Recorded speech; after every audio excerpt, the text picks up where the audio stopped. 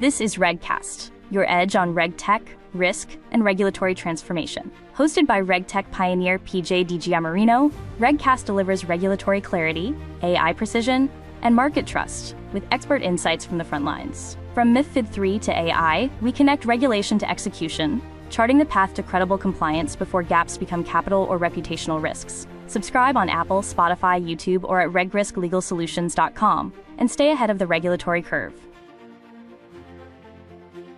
PJ Giammarino is one of the original architects of RegTech.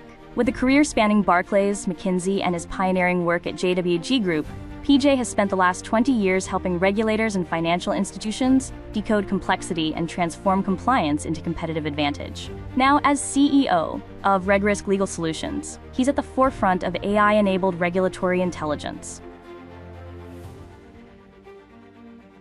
Hi, welcome to RegCast, Season 7, Episode 6.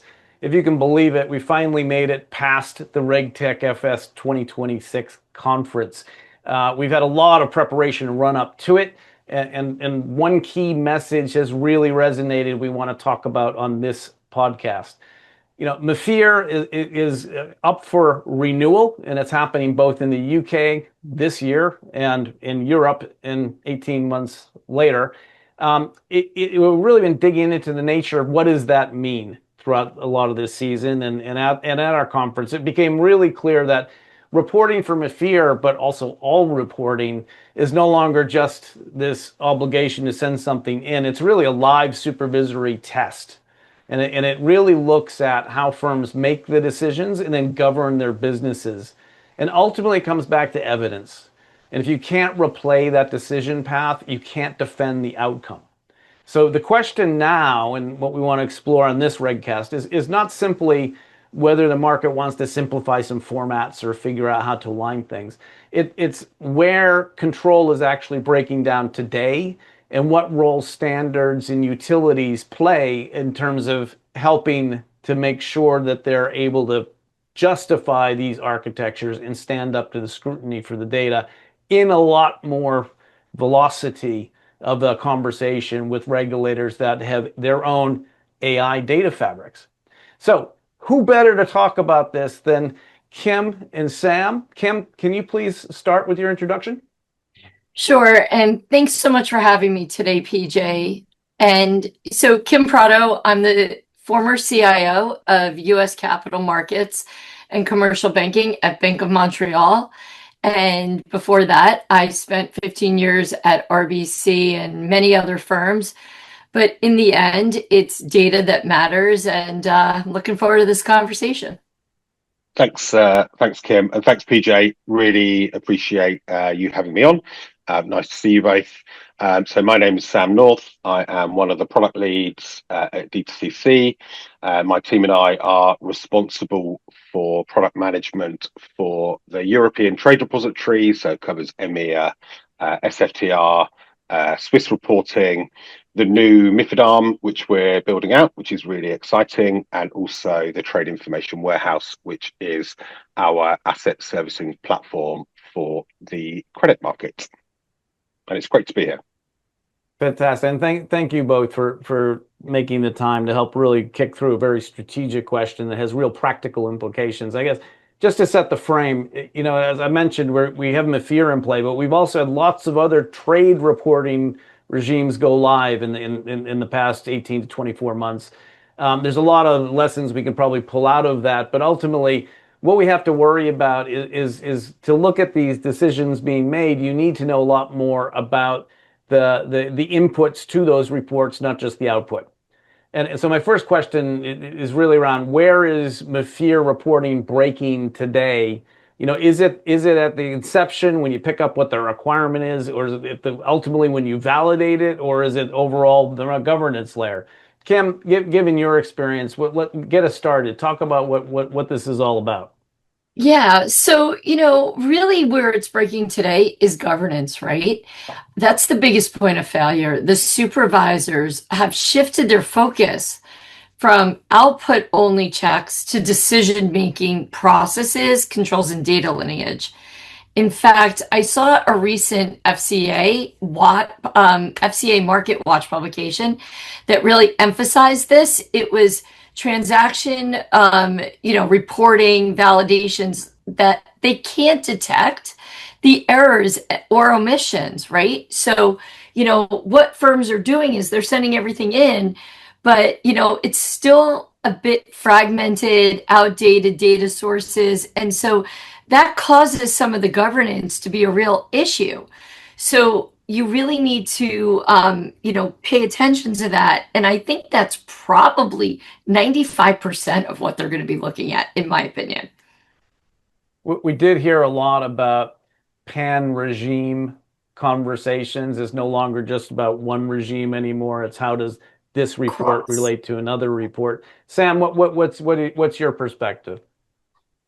Yeah, sure. So I think it's a mix of them all, really. I think on the face of it, the interpretation breaks first. As you noted, it's the first thing you do on any regulatory project is you pick up the rules and do your interpretation. If you get your eligibility logic wrong, for example, you could omit the whole trade, which would create a silent hole in your data set. From a validation perspective, the validation rules check, obviously, if the report is malformed, and it would knack it, but it can't check a decision that's maybe embedded in an upstream trading system, for example. The validation rules can't account for that. I do 100% agree with Kim, though. It does come down to governance. It is the big one for supervisors. They see repeat errors as major control failures. I would probably put it like that, kind of weak change management, poor tech design, data governance, resourcing is a really big one as well. That's the type of stuff that causes issues to persist and reoccur as well. Even if your interpretation is broadly right, if you don't get the governance right, then you're starting behind.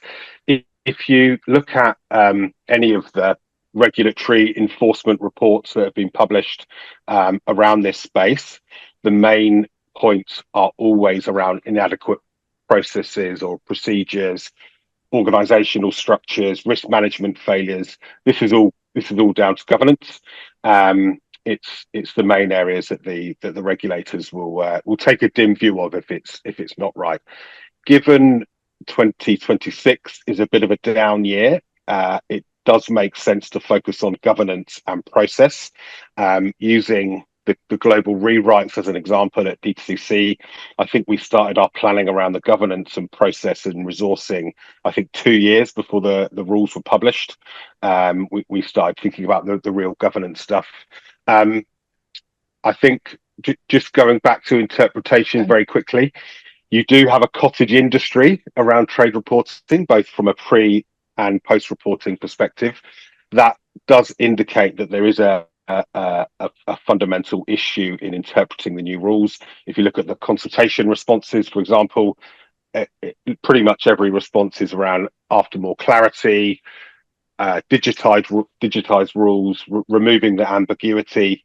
So I think it's definitely governance and definitely down to interpreting the rules as well. Yeah, and Sam, just to add to what Sam said, what they're going to come back with now is, instead of saying, show me what you decided to report, why don't you show me how you made that decision to report that, and how do you know if it's correct, right? And really, it kind of reminds me a little bit of Volcker back in the day when they were asking for the lineage between how you made your decision and what went out the door.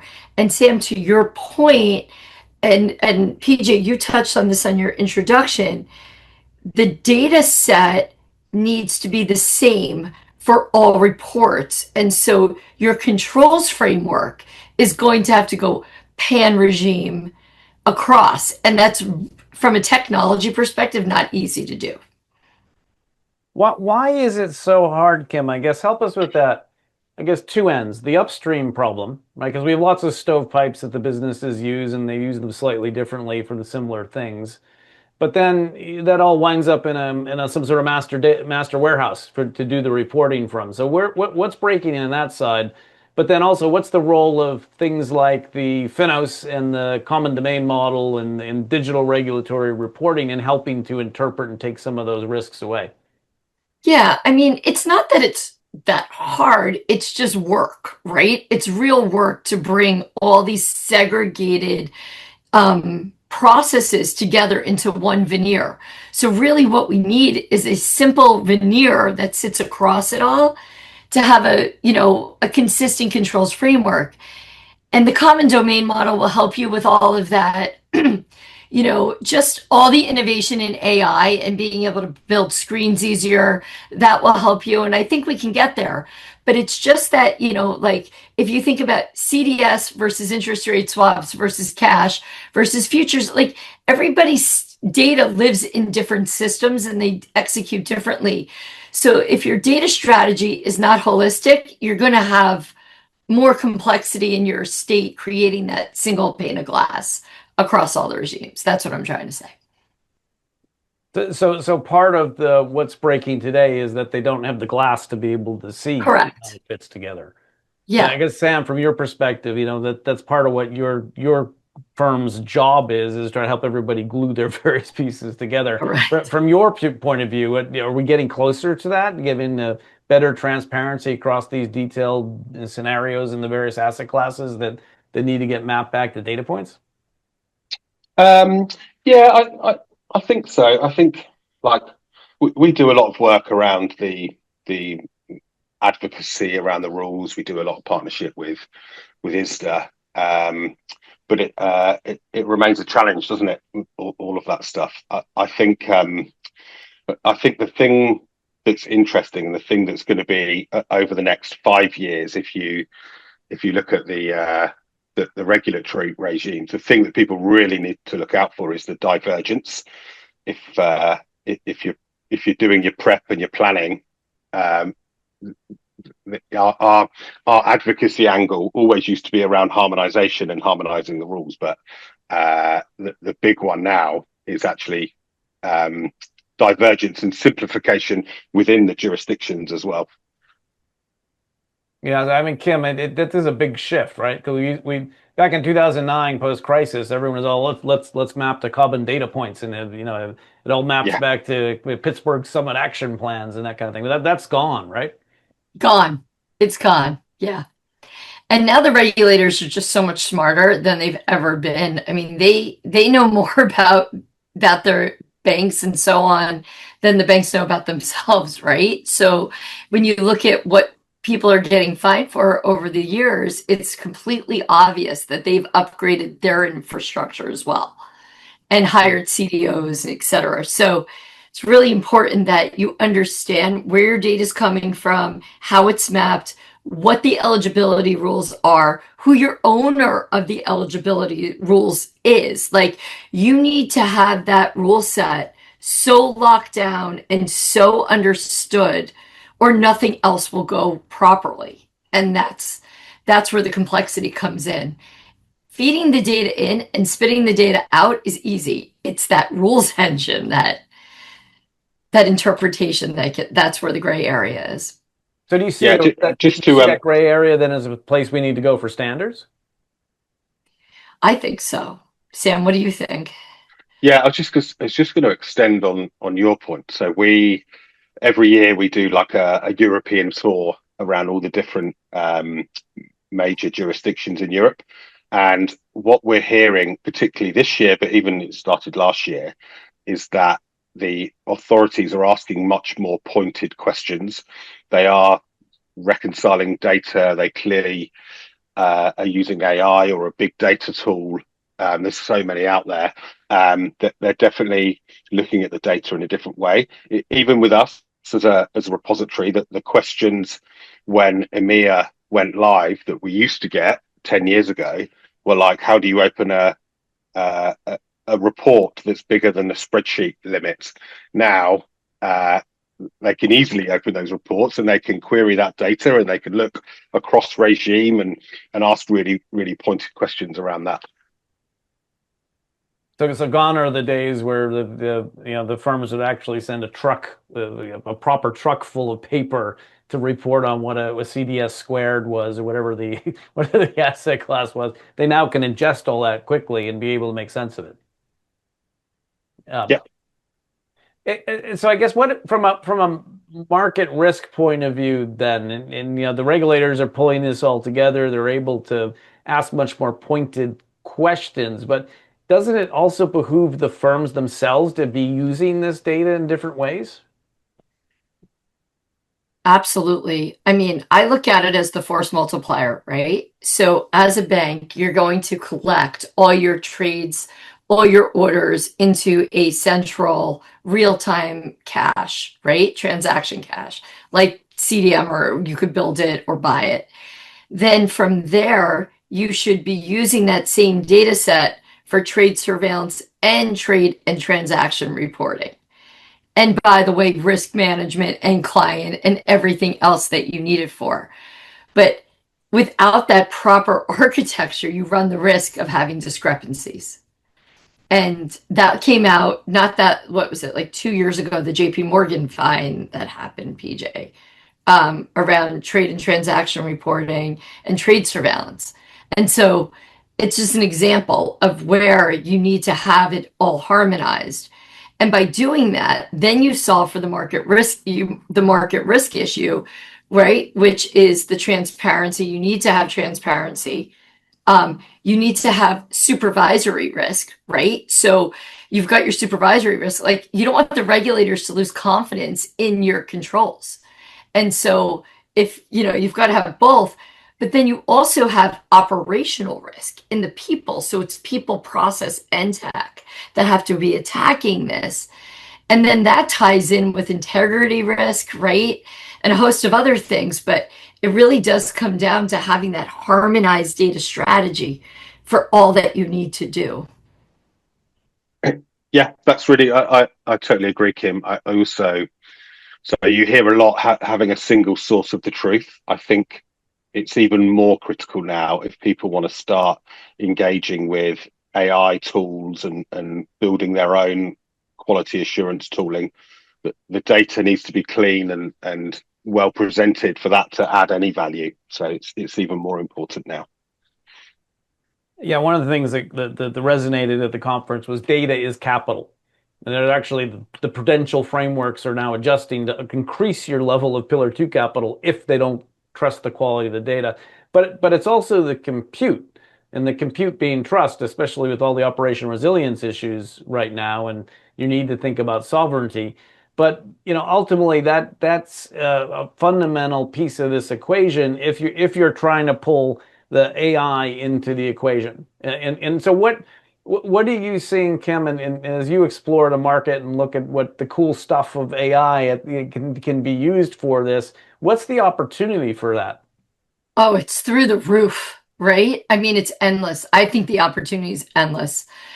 For example, I think the use of just the basic AI tools could go a really long way, right? So if you get your exception files from, the provider that you're using to push the data out to the regimes, a regulatory operations person could now just take that exception file, load it in, and then load in their transactions and very easily see what's broken.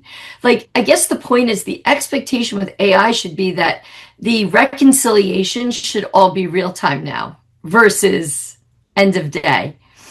And it also needs to tie back to the trade support function, or it's again disjointed, right? If something is wrong, say, for example, one of the biggest issues that comes up around reg reporting is security not found or invalid client account. Like, if some of the referential data is inaccurate and causing it to fail, well, that's an opportunity to use AI to automatically self-heal that data and go back to the authoritative source, fix it and replay it. We've got to get smarter all the way through the life cycle. We've been doing that for years around allocations, automating allocations for clients. Now let's take that same logic and that same discipline to reg reporting and clean it up. Yeah, and things like that security not found issue, that's not a reporting problem. No, but it's a reality that causes the reporting to break. Yeah, but ultimately the business owns that, and they own the increased capital charges that they have because they don't know their counterparty. They don't know what the security is. Right, exactly. So they want it perfect. Yeah. And Sam, you guys within the DTCC empire, you have tons of this data. How are you looking at that opportunity to put AI in the loop to help your clients? Yeah, so we're looking at it in two ways. So we are firstly to get some efficiencies when we're building out products and services. So we're going to be looking to use it for when we're coding, get products to market more quickly. I suppose, like as an example, if there is a reg change, we'll be able to get the UAT environments out and available to clients much more speedily by using this tooling. So that's kind of one area where we're using it. We are also right now running a proof of concept on our analytics platform. So we have an analytics platform called TRA. We have a proof of concept on using AI around anomaly detection. So typical or previous and historical analytics might look at, for example, irrational notionals based upon a threshold, a static threshold. If it's above that threshold, it triggers an alert. We are, just as an example, looking to go a bit deeper. So we'll start looking into the data, and if it's this product type, it's physically settled. We'll look across the different data sets in our analytics platform, and then trigger alerts that way if something looks irrational or looks like an anomaly. So that's quite early stages, I would say. We are validating it with a number of clients and validating the output. But I can see that being extremely powerful as we start building it out and extending it. Yeah, I agree, Sam. And I would say also the interpretation of the rules, right, is ripe for AI. Like just really being able to put that through an AI engine and just get the exact requirements of what we have to solve for. I think that's extremely powerful. In fact, I've seen several startups pop up doing that. I would also add, right, with AI, it enables you to really enhance your real-time lineage and controls because now you can have an engine in the back running through it and looking at it and as the trades are happening, actually applying the logic and creating it all in real time versus, going through it next day. The key is going to be being able to generate that like supervisory ready explanations and storing them with the transactions. So when the regulator comes in, it's like, well, this is what we learned. Here's how we learned it. And here are the transactions that it was tied to. Yeah, we heard a lot about that you need to be able to replay. Yes. And ultimately, you can't trust a probabilistic technology to have an outcome that you can monitor unless you put the belt and braces around it. But again, these are just good engineering and data problems, right?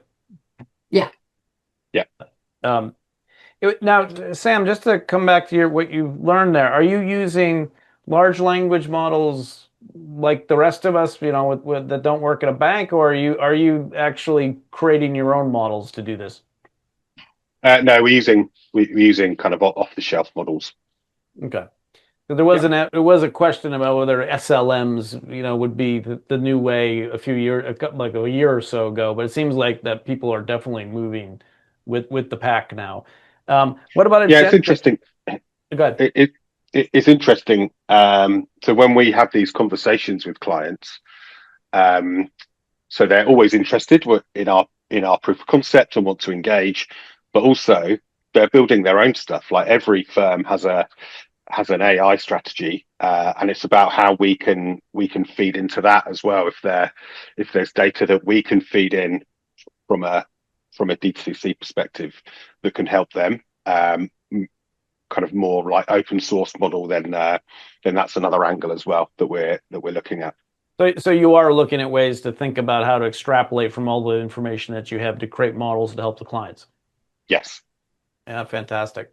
One thing came up at the conference. I'd be interested in your reaction, Kim. You know, the ODRL is a W3C standard for expressing an obligation. And that may, in fact, be a missing piece in the industry right now, because we don't really have to say this counterparty has this constraint to produce that artifact based on this obligation. So interpreting what the RTS says, you know, is one thing, but then expressing it is another. I mean, I think there's an additional role for standards there that I've not found any real consideration of within the open source or the common domain model, et cetera. Have you had any experience with that? Yeah, no, it doesn't exist. I'm convinced everybody's doing their own thing. Yeah. Well, certainly one worth watching and coming back to next year. Shockingly, we are already at our time. I'd like to ask you both to help us wrap this up for our audience. What's the one thing firms need to change now if they want to be proving they've got the controls in 2026 and that they can get ready to defend what they're doing in 2027? Sam, let's start with you.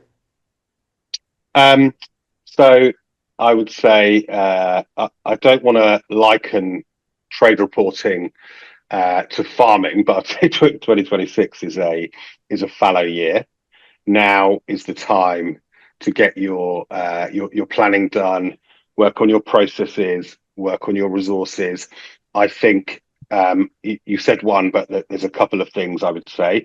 I suspect in the next 2 to 3 years there is going to be a feeding frenzy for strong SMEs and really strong resources.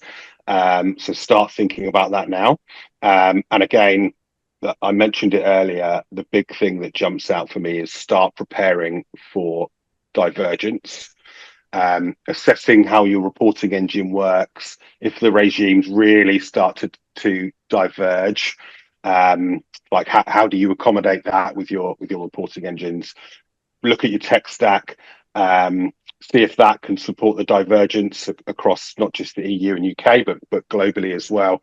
And as part of that, I would say to assess your vendor relationships. Maybe if you did want to move arms or trade repositories, come and have a chat with DTCC. We're always ready and willing to have that conversation.